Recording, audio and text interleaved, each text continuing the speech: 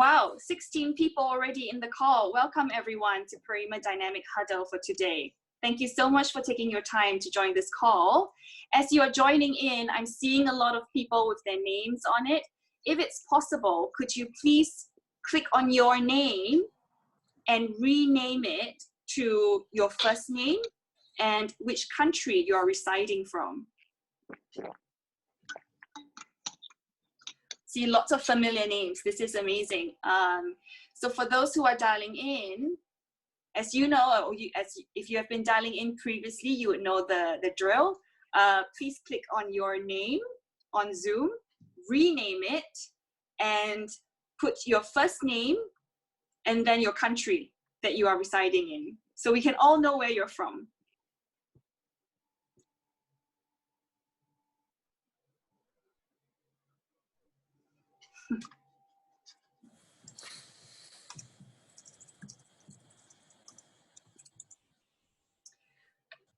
Okay, I see people from Japan, from Philippines, from Hong Kong, from Singapore, from Malaysia. Yeah, thank you all for joining in. So we're about 37 people now. Yeah, this is great. And China as well. Great.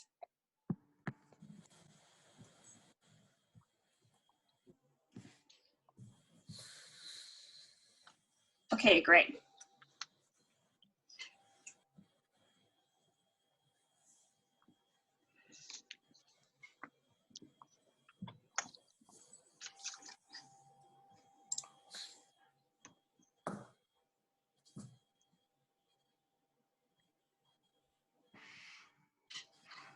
Okay. Good afternoon, everybody. We are very close to starting our call. Thank you very much for joining in. We're very excited to welcome distinguished guests today for what I hope will be a very insightful PARIMA huddle session. We have with us senior executives from AXA, from International SOS, from PETRONAS, to talk to us about their perspectives on how they are navigating this uncertain period right now. So I would just like to warmly welcome everyone over here for joining us for this 1-hour session. So good afternoon from everybody all across Asia, and if you're joining in from Malaysia, it's Selamat Tinggal Hari. So good afternoon, everyone. Just a few logistics before we start. For those who are coming in, we prefer for you to rename yourself so we know who you are and which country you're coming from. If you could do that on Zoom, that would be great. Just to get you to be a little bit familiarized with the functionalities of Zoom webinar, you will not be able to see each other today. I know it's a little bit different from our normal session. You will only get to see 5 faces today representing the panel that we have. If you would like to ask questions, please use the Q&A or chat function to be able to ask questions, and make sure that you direct it to either the panelists or to everyone. We would love to hear all your questions throughout the call, so please make sure that you interact with the chat function as well. Some other key features that we would like to point you out. There is also a raising hand function. So if you would like to ask a question, please raise your hand, and we would be more than happy to unmute you so that you would be able to ask your questions, maybe at the last 10 to 15 minutes of the session. And finally, we have a poll at the end of our session. So please make sure you stay behind to finish those, because we would really appreciate your feedback. Now, with that, I would like to get started. So, to our distinguished guest who's on the panel right now, thank you very much for taking your time over here. It's really amazing that you would be able to spend some time talking about this to the wider audience, especially knowing how busy your schedule is and how difficult this time is and how fluid the situation as it evolves. So I know we don't want to jump straight into the difficult topics, but more, you know, as a check-in really. Everybody's remote working, everybody's doing either split teams or working from home for multiple lengthy periods right now.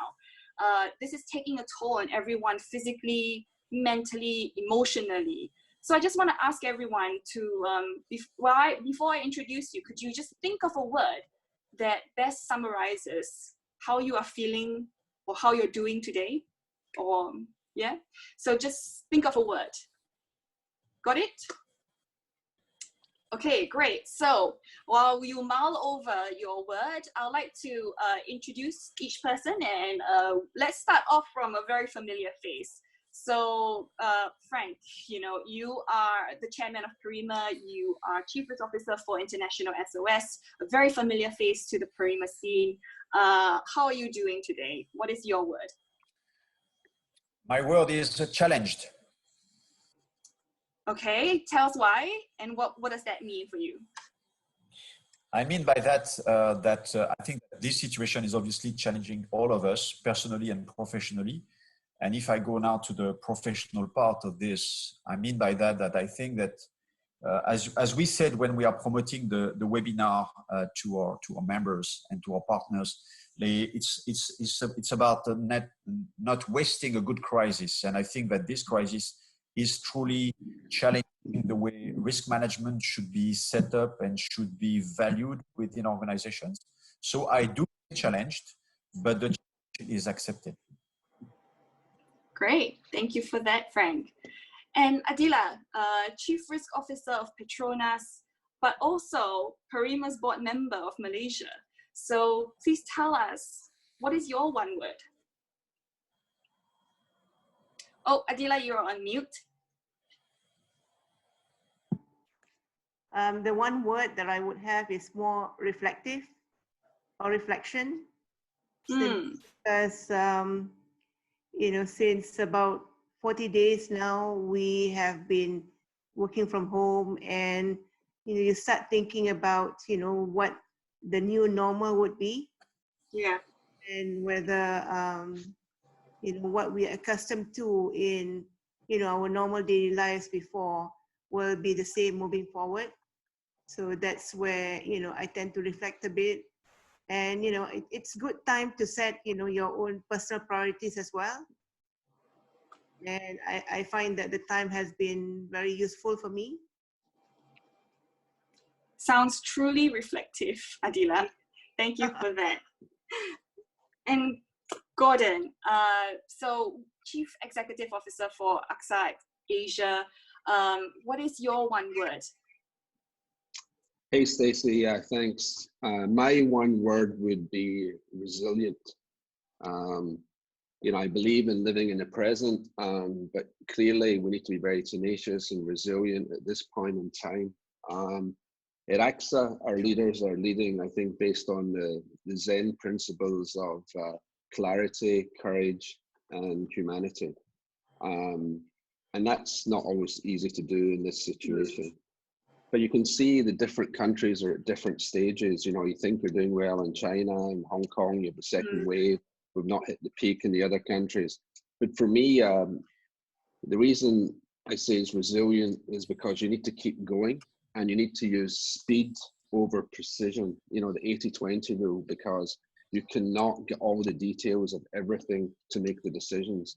And you need to be fast, you need to look after your people. And I think, you know, what we can see is, you know, things are starting to get better. You know, Shanghai, 95% of the guys are back to work. Hong Kong, we have the second wave. We're still locked down a bit here. But I think, you know, some of the trends and new ways of working are really a big opportunity for us, and people taking advantage of, you know, so like a new trend of, you know, home delivery, a new trend of, you know, people not trusting cleanliness of products or whatever.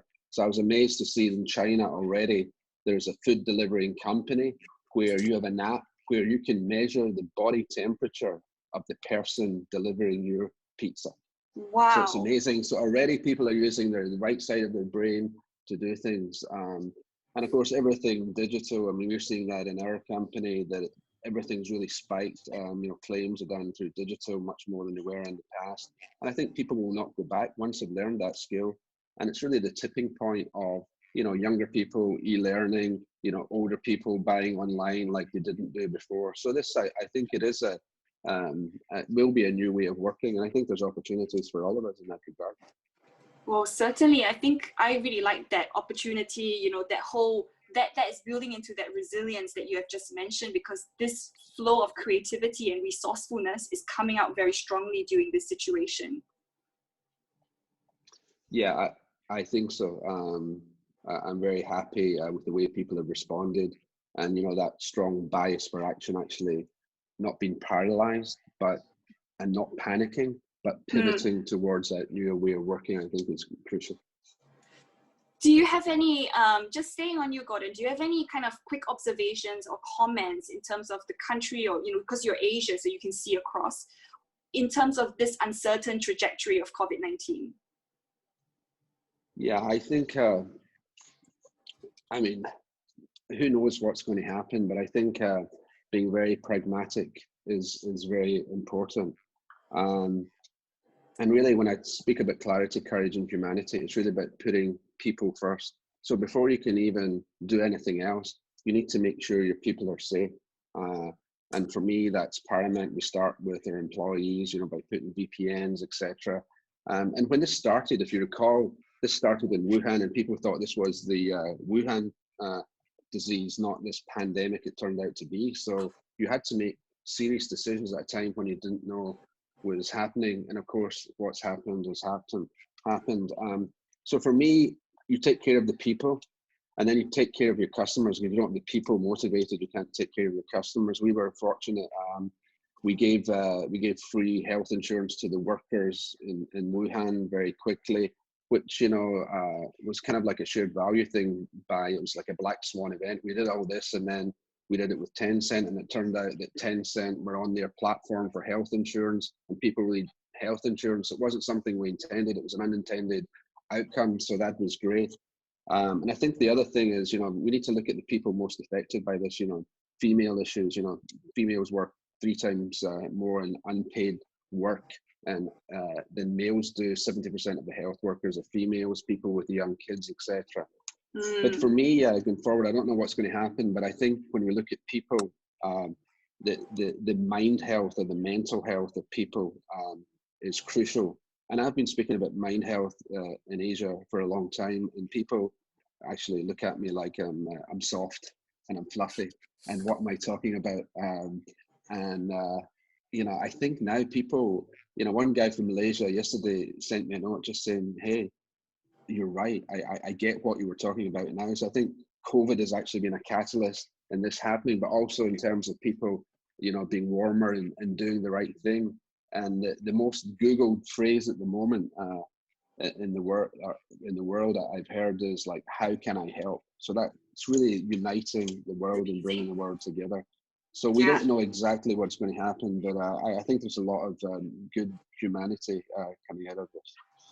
That's fantastic. I mean, I can already feel the agility that AXA is doing right now to be able to deliver on that kind of values, and the kind of key concerns that you have are also the kind of topics that our risk managers have been bringing up in the previous webinars as well, as one of the emotional well-being, being connected, being connected, being able to influence without seeing people face to face is now even more challenging. I think those are really the struggles, and thank you for echoing that. So Adila, how about yourself, with your word of, reflection, but also the fact that Malaysia is now, it seems to be doing quite well with only 30 plus, I think the numbers from yesterday you mentioned, but it is still in the heat of it all. Any, kind of comments or kind of context of what PETRONAS or yourself is doing? Where do I begin? Because I think the 3 clusters, in the way we have structured ourselves to respond to the pandemic was mid-January. So within PETRONAS there is a pandemic response team, So then that meets on a daily basis. That first tracks, all the patient under investigation, as well as the COVID-19 positive cases within PETRONAS. And we also do contact tracing for every case and every patient under investigation. So that happened in early January. And subsequent to that, we started saying that, there's going to be cross-business impact.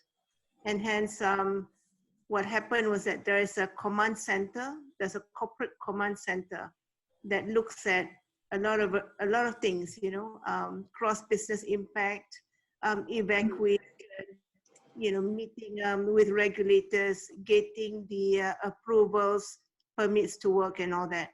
So that has been tremendous. And together with us is also the HR that talks about, the do's and don'ts and what are the kind of HR policies that govern in such a situation.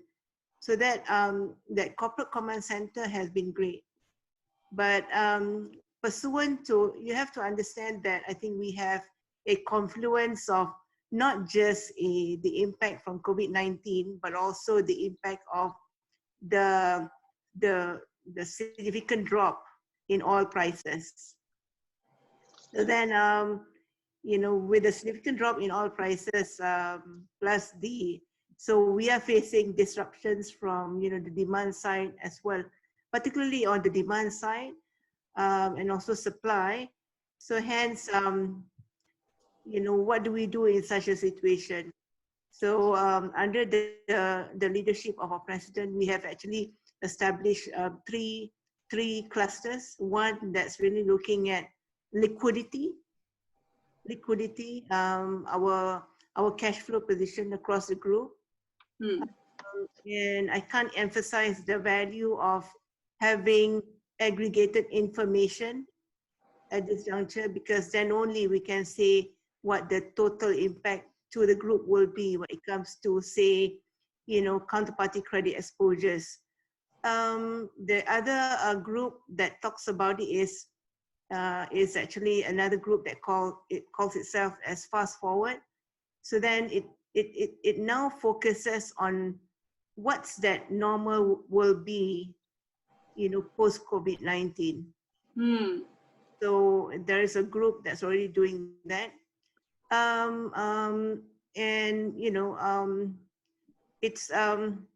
It's been, I think the challenge has been, we are pulled at every angle.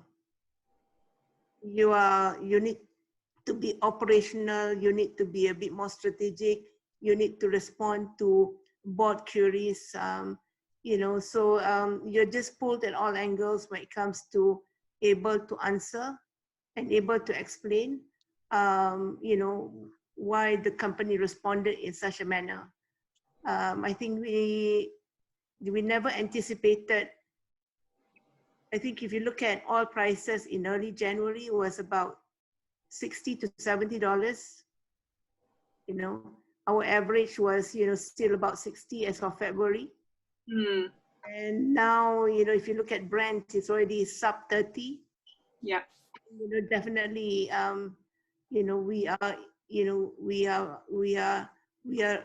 we need to be sustaining this rough seas for a while before we see some stabilization.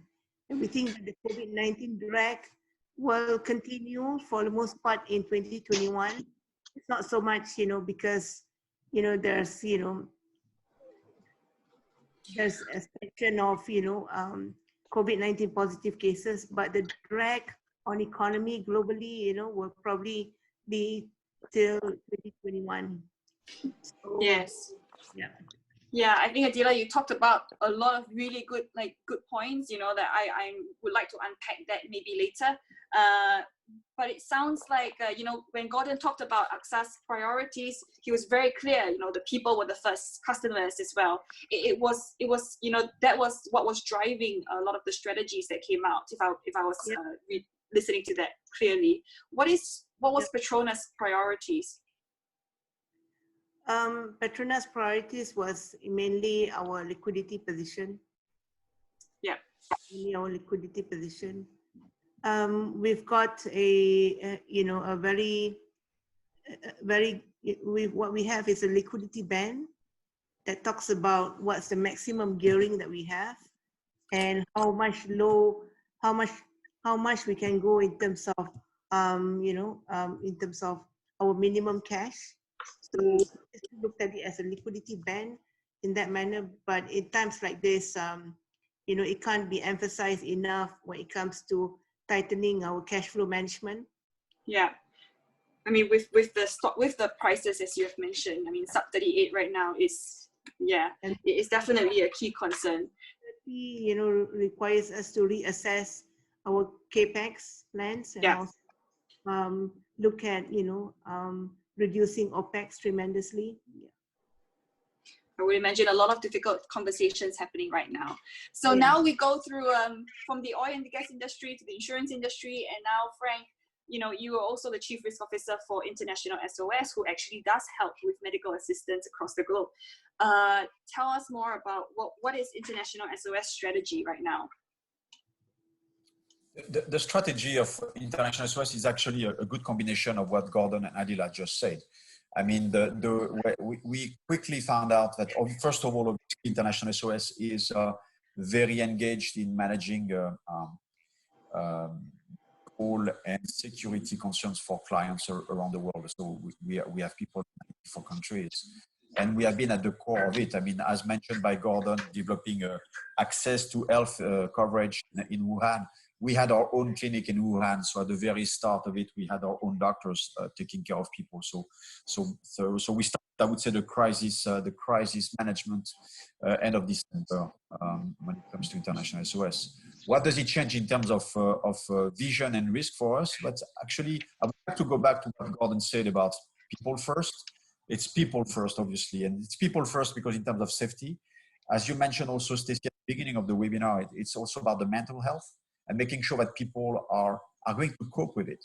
When you're on a crisis mode, you can cope with it for days, a few weeks. But what is going to happen if all of this lasts for more than, let's say, 6, 8, 10, 12 months? How are we going to cope? And that's, I think, the well-being, the emotional impact should be and taking into account, and this is what we try to do. We are providing, for instance, emotional support to employees around the world, so that people can go not to the, let's say, the official line of reporting to their management. They can obviously, but it's also about I have personal issues and I would like to talk to somebody else, and we have a special facility for that for people. We mentioned also the fact that working from home and lockdowns are impacting the way people are working. And we have to be very conscious of this.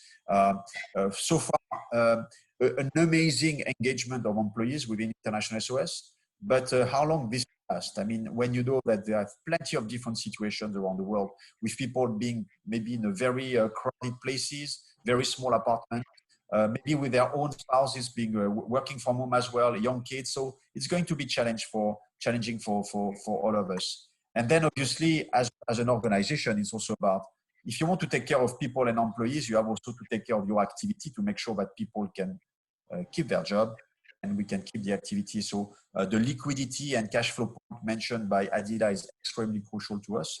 And we implemented a specific plan for this by February. With all the ops, let's say the OPEX and CAPEX aspect of it.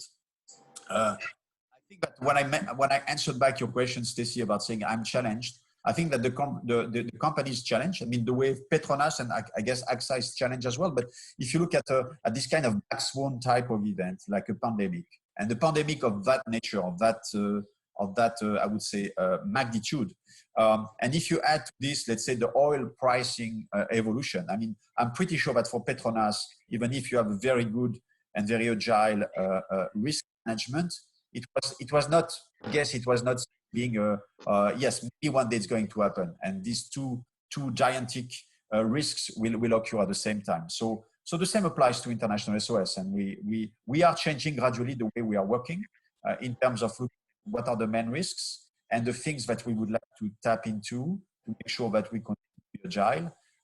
and things are changing every day. And I truly enjoy what Gordon said about the fact that we need to be able to make the right decisions, even if we do not have the right level of information, or we have to say, maybe I have 60, 70% of the information, but I need to make a call now, and I need to make this call. And it's happening every day. So helping all our final decision makers to make the right decisions, knowing that obviously they may not be all right. It's the challenge we are in. Yeah, and I think moving back to Gordon, I think you were sharing with us a little interesting pulse that you've discovered before the call on what are the top concerns or top criteria for employees in AXA. Would you like to talk more about that and share that? Yeah, Stacey, yeah, thanks for asking. Yeah, we just did a pulse with everyone around the world and specifically to Asia. The number one, there were 5 concerns. Number one was when they come back to work, they need to feel that it's safe to come back to work, not too soon, and it needs to be clean. So hygiene was actually the number one thing. The second thing that came out really was from young families, people with kids, because kids are not back at school. And, you know, that's already, you know, managing young kids is tough, as you know. But, you know, managing young kids in this environment, and you have work and you have to go back to the office and you have, you know, Zoom and whatever, it's really difficult. And we need to come up with a way and how to really serve them properly. So we have, there's blue and red. So I was just talking to the Philippines, for example, we have blue teams, we have red teams, and we have green teams. And the green teams actually are for people with special circumstances that are it's even more difficult for them, whether they're, you know, they have a young kid, or, you know, they're a single mother or father or whatever. And so that's the green team. So we try to look at what's fair and what makes sense, etc. The third thing was a change of new ways of working. And, you know, you have some managers who you know, usually some of the managers are quite older, you know, in terms of thinking, and it's all about, you know, you need to work this number of hours, and it's really much more, and what they're saying, and what I actually totally agree with, is we need much more trust and delegation, and we should be managing to the outcomes, not to, hey, you know, what are you doing at 3:30 in the afternoon? Are you going for a walk? You should be going for a walk, you know, and you can also take calls while you go for a walk too. Shorter meetings. So it seems that that's one of the big things, you know, like if you have a Zoom call, you have to have it for like 40 minutes, no matter what, or rather than having a quick 15-minute check-in. It seems that the meetings are longer, so shorter meetings. The other thing, you know, and Frank, you probably know this, is on-time management. So if you have a Zoom call at 3 o'clock, don't show up at 3:10. You know, show up at 3 o'clock. The fourth point really was, you know, they want as much feedback as possible about the results, the financial results, how customers are feeling, what's their reputation, and really reinforcing the purpose of why we are. So even though they think that they're getting masses of communication, they want much more information, not just data, but real information as to what's happening. And the fifth thing actually was, and I was quite glad with this one, it shows we're starting to get a learning mindset at AXA, and that's, they wanted more learning opportunities, more digital learning opportunities. Hey, I want to learn more about whether it's mental health, for example. I've done a Coursera course in mental health at Yale for 8 weeks. It's great, or 10 weeks. It's great. I encourage you to do it if you have Coursera. There's so many of those courses, you know, how, you know, can I be more resilient, etc. So people are really asking for more opportunities, and we're listening to that and doing that. So these were the top 5 concerns / opportunities that came back from our pulse that we just got the results in actually, you know, in the last 24 hours. That is, thank you so much for sharing that, because I think that is a perspective that we rarely see as well in one slice of our profession. Whereas it's also very good to see from a CEO's perspective, this is a complete view of what the employee state of mind wants. And when we talk about things like re-entry strategy or coming back to the market, it's also good to be thinking about the employee perspective as well, rather not just about the financial side too. Yeah, you know, as Adila said, liquidity, you know, solvency, all those things are hygiene for me, and you have to have them, of course. And I understand why liquidity, particularly for a company like Petronas, is highly important. But for me, I think you know, the people, if we get that right, then everything else will work. Yeah, thank you, Gordon, for sharing that. So, Frank, I just want to, shifting it back to risk management. So, you've talked about your top risk already, in terms of financial sustainability, liquidity, those are key concerns. I just want to understand, how has the conversation shifted between you as a risk manager and your board? The conversation shifted in the fact that like each and every organization, let's not say each and every, let's say most of the organizations, we are equipped with an enterprise risk management program. We have a risk register. We are talking and reporting to the board and the executive committee on a regular basis. I think that thanks to COVID-19, this will end. This will change completely. And that's my personal take at it. I think that we need to be less compliance driven when we report risk to the top management. We need to make sure that we can help the final decision makers to make the right calls, to be even more risk agile, because I think that there is a new norm after COVID-19, because we get another COVID-19 later on. And it's maybe not going to be a pandemic, but something else. But I think that now there is an understanding within organization that things can change dramatically, and the risks need to be seen not as the risk that you can control and that you can accept mentally, but things that can happen and disrupt completely your reputation, your business, and even impacting dramatically your own resilience. I mean, we have so many businesses around the world where their survival is at stake right now. And I think that's something that is really where we are shifting things. So being a service company and being as concrete as possible in my answer to you, Stacy, service company means that you need to make sure that your services are relevant to your clients. And we are delivering services to 10,000 corporations and governments around the world. And guess what? Corporations and government are really reassessing right now, what do I need? And this is something that in terms of long-term wise, it's about saying to what is changing?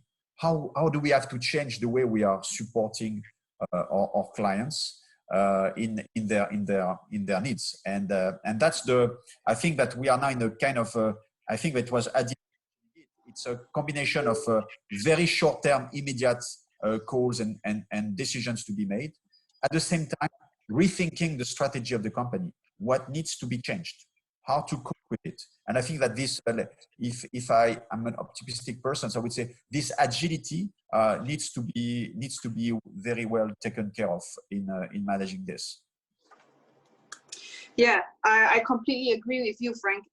So it's really about, I love the fact when you said less compliance driven as risk managers. Our job is really to help our C-suites and executives make decisions better. And it's about, rethinking strategy, but leveraging yourself as risk managers into this new world, right? And new thinking. This really echoes how you're saying, do not waste a good crisis, right? And you are really looking at it from a challenge, but yet opportunistic point of view. So thank you for that.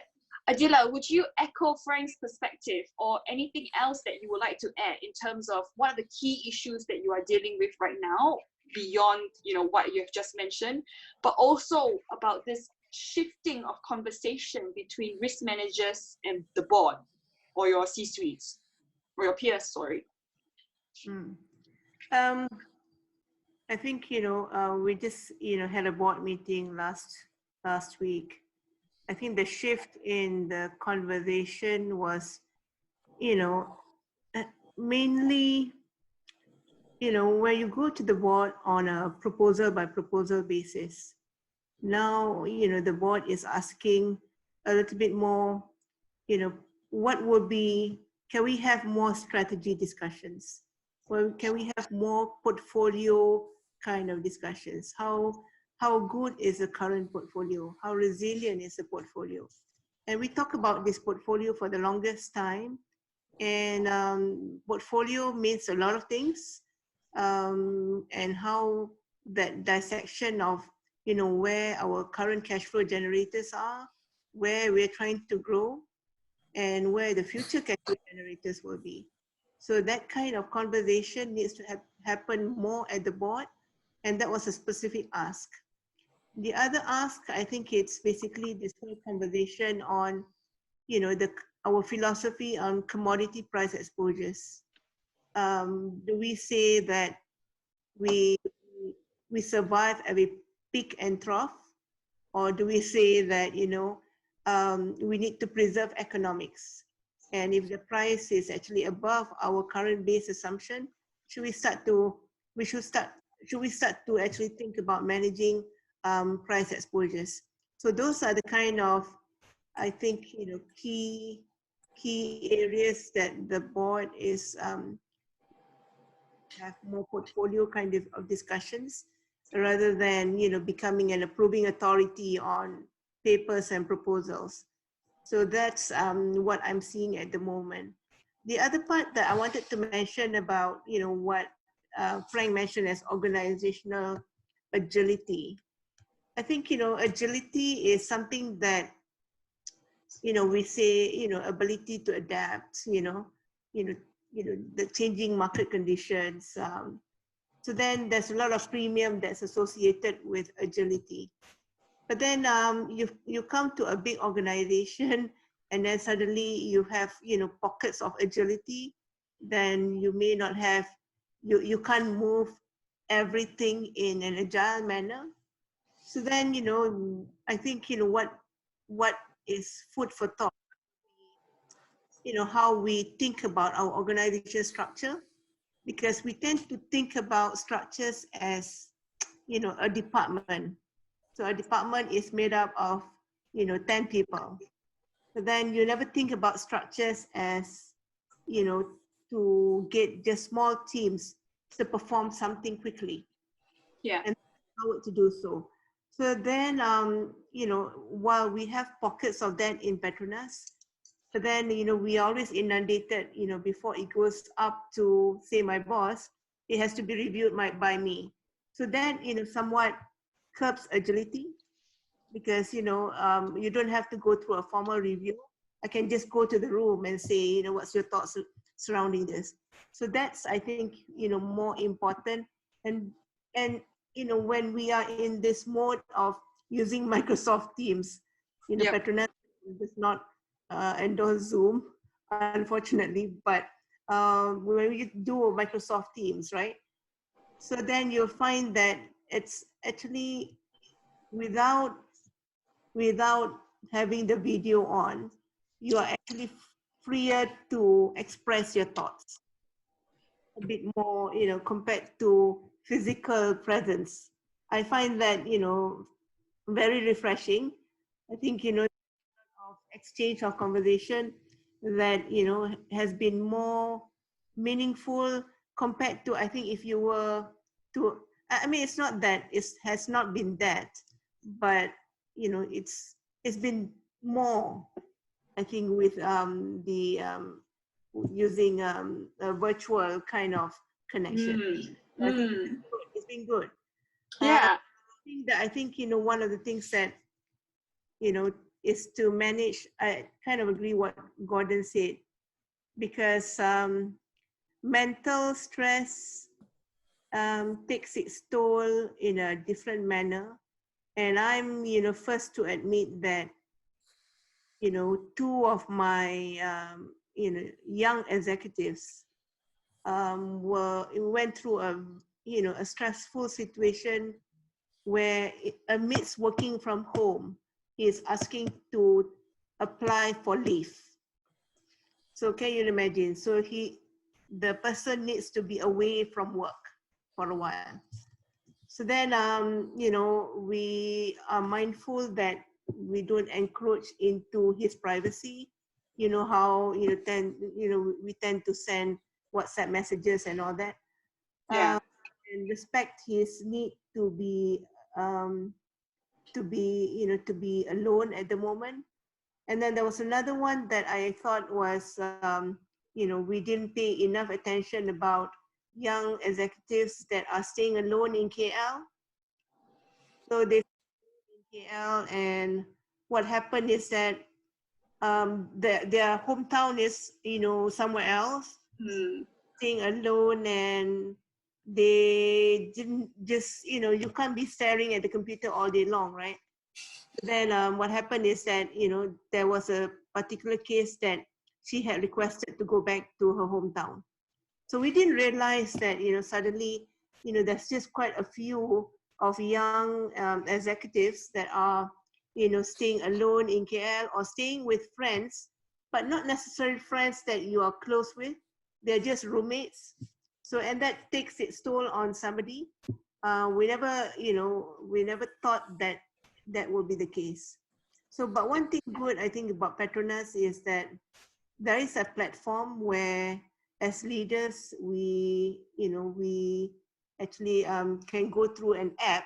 It's a PETRONAS app that talks about, you know, frankly, how we are coping, how we are supporting each other. So that app was particularly useful because it's not so much, you know, it's you know, but it gives you assurance, right? Everybody is going through. I really like that, Adila. So thank you very much for your sharing. It sounds like your board is moving. It's, you know, I like that the questioning of the resilient portfolio, and it sounds that your board is actually at the cusp of rethinking fundamental assumptions that they have long held. So, for example, things like digital, even org structures, the existing strategy, even their, you know, the risk tolerance, right? The philosophy of the commodity price exposure, even culture, and even like basic things of like how are we making sure that, you know, we know more about our employee rather than just their address or whatever. It's now coming into play, and making sure that we can now function as efficient as possible. This is really good things to add. So maybe I would like, you know, we're coming to, time has always passed very fast. Gordon, as CEO, what do you think will be the biggest unexpected consequences of COVID-19? Well, there are many things. What are the critical ones? One, you know, Adila just mentioned that PETRONAS doesn't endorse Zoom. You know, and neither does the company I work for, AXA. So that's interesting. That's a trend. So I'd say cyber risk is one of the major things, because everyone's now digital everything. So cyber risk, cyber insurance, etc. What that means, you know, to understand what cyber risk is, because it's very deep and complex. So I think that everyone knew that was important, and I think that's just become amplified. The other area I think is on the health side, and I think the health, you know, business profession will be disrupted. You know, you take telemedicine, for example. People go to see a doctor, and now it's quite difficult to go and see a doctor. So what we've instituted, which we had already, was telemedicine. So we now quickly managed to pivot towards telemedicine, so we can give up to, I think it's 6.5 million of our customers in Asia access to telemedicine, teleconsultations, you know, and that's from Japan to Indonesia. And that's crucially important. And I think that really disrupts, and, you know, we get into things like mind health that's been spoken a lot about, you know, in Hong Kong, you know, to see a public psychiatrist is the wait is 108 weeks. So that's over 2 years, and the average length of the appointment, I think, is 11 minutes. So if we can have, you know, virtual reality, you know, because mental health is divided into, you know, 4 stages. So for the first stage, if we could use artificial intelligence. So I think the way to disrupt the medical profession is, you know, it's really, COVID is a catalyst to doing that. So I think managing with partners, you can't do everything yourself. Managing with, you know, networks of hospitals, managing with primary care, etc. So I think this whole health ecosystem is going to change from what it was. It was much slower, and it'll become a lot faster. And you can have telemedicine with nurses, you know, you can have telemedicine with pharmacies. And our telemedicine, for example, say I just on the phone with the Philippines, if you get a teleconsultation, they will actually deliver the medication to your door. So that's, again, on that trend of, you know, people want things to come to them. So I think things are drastically changing, and that is something that's definitely really important and an unexpected or consequence of what's happened from COVID-19. Of course, there are many other things, but for me, I see, you know, that cyber risk. I think the health, the way people view health and hygiene will be very difficult. And of course, the other one is travel. I travel all the time. You know, and it's going to be very difficult to travel the way that I used to, which I don't know if that's a good thing or a bad thing. But I think actually efficiency will increase. Adila mentioned, you know, looking at expenses. I think it's very easy to cut the operating expense budget for travel, which is good for us and good for Adila, but it's not very good for Virgin Atlantic or Malaysian Airlines or whatever. So they're going to suffer because they're the losers out of COVID-19, and that business will take a lot longer to recover, and will it ever be the same? So those for me are the I would say the three main big themes that I'm looking at the moment. That's amazing, and it's also very cool to hear how, you know, you've already done the, you know, teleconsultations to 6.5 million people. I think that's such a great way to show a shift and a very quick shift as that. Yeah, it's very quick. I mean, 6.5 million people have not done the teleconsultations, but they can if they want. So just to make that clear, but that being available. And I think the other thing for me is really emerging consumers, because this will hurt the you know, the kind of ultra poor and the poor more than other segments in our society. And I think if we can get teleconsultation, which is something we're looking at anyway, at a much lower cost, you know, teleconsultation light, and we have a separate emerging customers market in it's headquartered in France, but we have Thailand, Philippines, and Indonesia. We're dedicated people there who are really looking at how they can partner, whether it's with Globe Telecom in the Philippines or some of the telecom companies in Thailand or in Indonesia with Mandiri Bank, and how we can really, you know, take full advantage to deliver in a lot less expensive way. And that's something we need to focus on, because people just take the existing model of agents and whatever and think that can work, but it can't work because it's too expensive. That's too expensive, that distribution, to reach that segment. And if we maybe can't do for the really ultra poor, but, you know, for people who their health expenses puts them into that segment, if they have insurance and insurance they can afford, that will keep them out of that segment. And so there's a lot of insurance can do, and that's kind of what I would call shared value, where it's not just CSR, where you know, people smoke cigarettes, so you plant trees in Brazil, you know, they're not related. This is really shared value, where it's something we're actually quite good at in the health side, and we can put our core strategy into shared value of doing something that makes a difference for society. So that's what we're trying to do. It's not always easy to do, and you need to get momentum behind it. But I think if you come in with that philosophy to do the right thing, you know, there's a serendipitous outcome in China, as I mentioned earlier. You know, I think things will work out positively. Yeah, absolutely. And that brings to a very heartwarming, but also a very true and real situation, that what do we do with the emerging markets or the customers or the people who have no access to these things? Maybe we can pause that for a while. Frank, do you have anything to add to you know, what you're hearing right now? Yes, I mean, definitely. I mean, there is something which is for me extremely important, is the fact that besides the magnitude of this crisis, and besides the fact that the whole world is focusing on this, life continues to go on, and there is certain things we should not be missed. And again, if you go back to some of the top risks that organizations were supposed to be good at managing, like global warming related ones, like the geopolitical uncertainties of the world, which, by the way, are also, I would say, fueled in by the pandemic itself.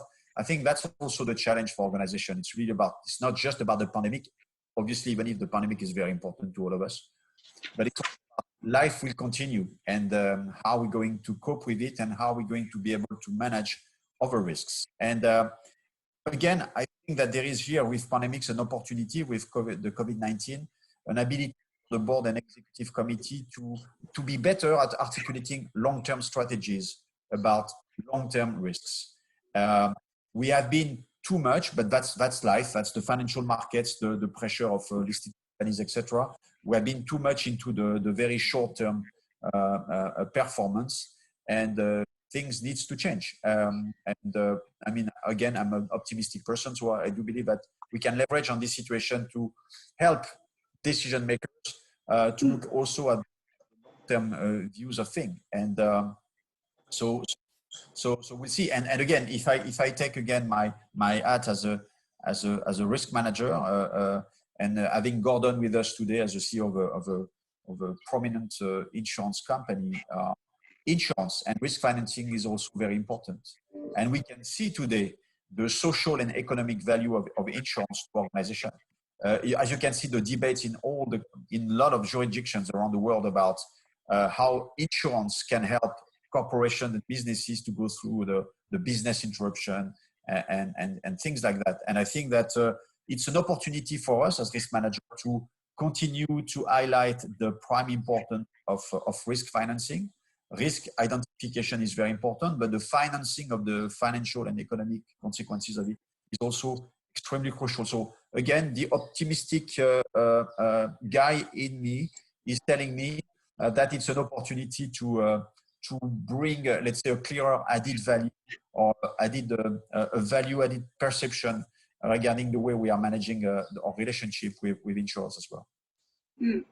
I really like that part about the risk financing aspect, and that's going to be when I'm going to pull in a question that the audience has actually asked.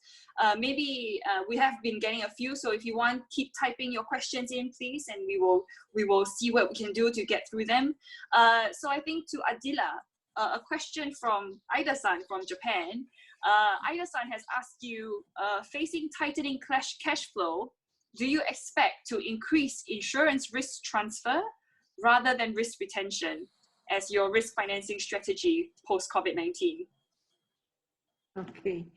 I think, it forces us to relook at our total cost of risk in a way, because we have traditionally not taken certain insurance program, and therefore that warrants us to reassess, particularly business interruption,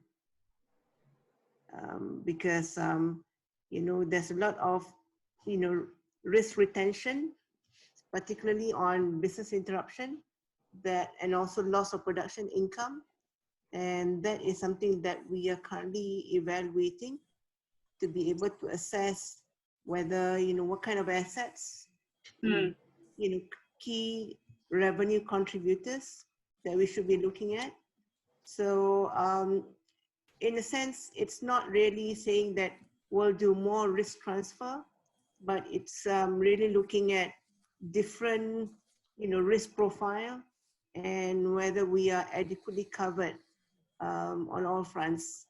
So the one that is very clear to us is basically business interruption. Okay, and thank you for that. I know there's physical damage, but there's also damage kind of coverage as well that we have to assess and prioritize when it comes to the assets. And I think it's more important the criteria, whether it's revenue contributor, whether it's a key asset in Malaysia as well. So will ultimately filter out to say these are the kind of assets that we want to make sure that we are insured.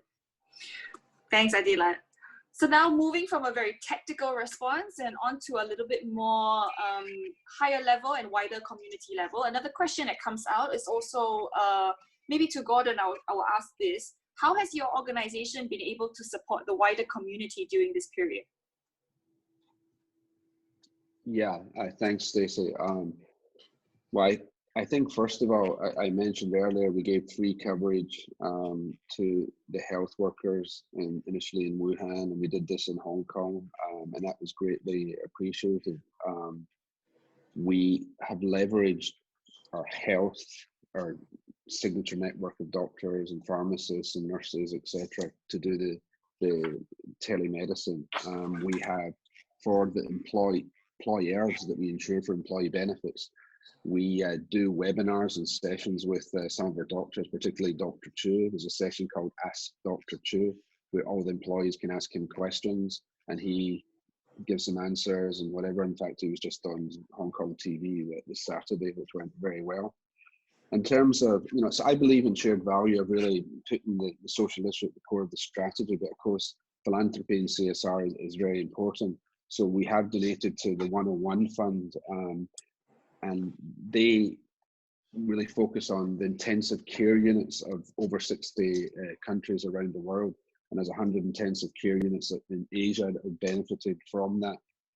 We also do something to get the employees engaged. So for every time they share a post on social media with this visual, we will donate €5 to the fund. So a lot of our employees will see it LinkedIn, and a lot of our employees have done that, and it's just a nice way to get everyone to feel part of it, part of the purpose of AXA, and it's not just us donating, we can increase it by doing that. And we do have a research fund, the AXA Research Fund, which has donated €5 million, and that's really to develop responses to COVID-19, the research platform where it brings together engineers, practitioners, researchers to provide low-cost emergency solutions to respond to the pandemic, and that focuses on the low-income countries. So hopefully that will help in the question that you answered earlier. So we can't do everything, but we can donate in terms of CSR, but I think also the bigger purpose and the assets that we have that we can use in a major way to help, particularly here in Asia. Yeah, thank you, Gordon. I think hearing about the AXA Research Fund, hearing about the 101 Fund, I'm hearing, is that the right word? Yep. Yeah, that's correct. So that is very positive, and I think it also echoes a lot of what we've been hearing in our weekly huddles. So all the risk managers have from different companies, that we have been interviewing, for example, BMW or Reliance or even to Rolls-Royce, they were all sure that their company was also making sure that some form of give back to the wider society. If taking care of everybody else, like if you have the resources to do so, why not help others as well? And I think that human-centric response has been very powerful, that beyond this gloom and doom, there is people who are genuinely helping, and that is and that's the human spirit, I guess. Yeah, no, very much so. And we do that with corporations as well. We have AXA XL who do a great job. They're more into the larger companies and specialty risk, etc. But even with the SMEs, and the SMEs in particular are really struggling. So even as part of our service, some of our customers, if someone's had COVID, we go in and we sanitize the offices, all that free of charge. It's just a service we've added on to the SME cover. So there's a lot we can do, whether it's health, whether it's, commercial lines, etc. And we really want to, hopefully, we make a difference. Thank you. I really like that optimistic and positive ending. And I think that's when I would have to thank all our panelists, because we've reached the hour. That was very quick, very fast. I would just maybe ask everyone to end off this part with a one sentence or one comment, please, if you can, on anything about risk management for the audience. Is there any one comment that you would like to end off with? I can start with this one, Stacey. I mean, everybody, because of confinement and lockdown and the mental and personal toll of this situation, everybody's is looking for BAU, going back to normal, business as usual. I think that business as usual will not happen. BAU will happen, but BAU will stand now for business as unexpected. Let's not brace for impact, but let's brace for a very turbulent times moving forward. So, yeah, BAU for me. Thank you. Adila, would you like to go next? I feel that many of our traditionally accepted, risk management practices have probably, come to its natural limits, and whether it's further adding value to a world where it's, more complex, dynamic, unpredictable than any other era before. I mean, we've gone through many cycles before. Yeah. All this, many degree, this traditional methods, must be, replaced by new risk solutions, to be, if we are to survive in a world that is more informed, agile, and disruptive than, any other time in human history. Okay, good. So thank you, Adila. I like how you have basically transcend your reflectiveness and told risk managers to also reflect on their risk methods. Gordon, what about you? What would be one of your concluding remarks? So I think, Stacey, you need to live in the present and you need to take care of yourself. So it goes back to that resilience factor.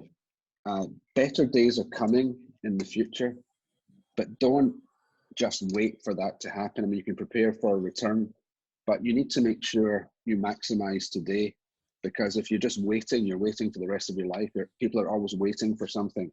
So take care of yourself today, make the best of what you can do today while you prepare for that return and you have the resilience to do so. I love that. Thank you very much, Gordon. So guys, to all of you in the call, it's business. Please, BAU, please expect the unexpected.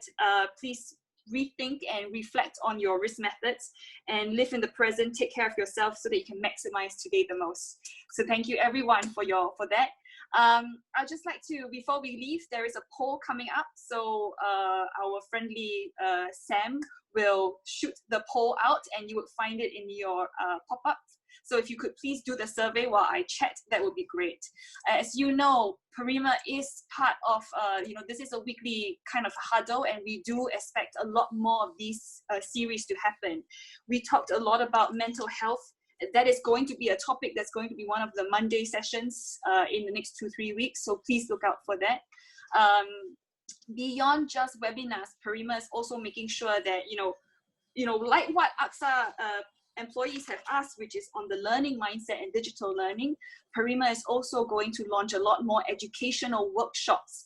And we're going to do more curriculum competency-based kind of technical skills workshops that's going to be on digital. So if you are interested, please come and look for us and find out more. More importantly, we're doing it with AXA XL, who is our educational partner for 2020 onwards. So, AXA XL is the specialty risk and complex property and casualty insurer within the AXA group. They have committed to become an educational partner with PARIMA to promote the competencies of risk managers.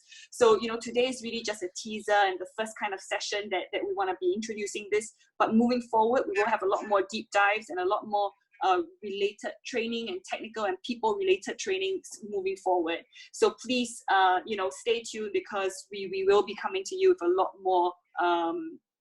lot more session. Next week we are going to be inviting Marsh to come and talk to us about how they are navigating the market coverage and claims on COVID-19.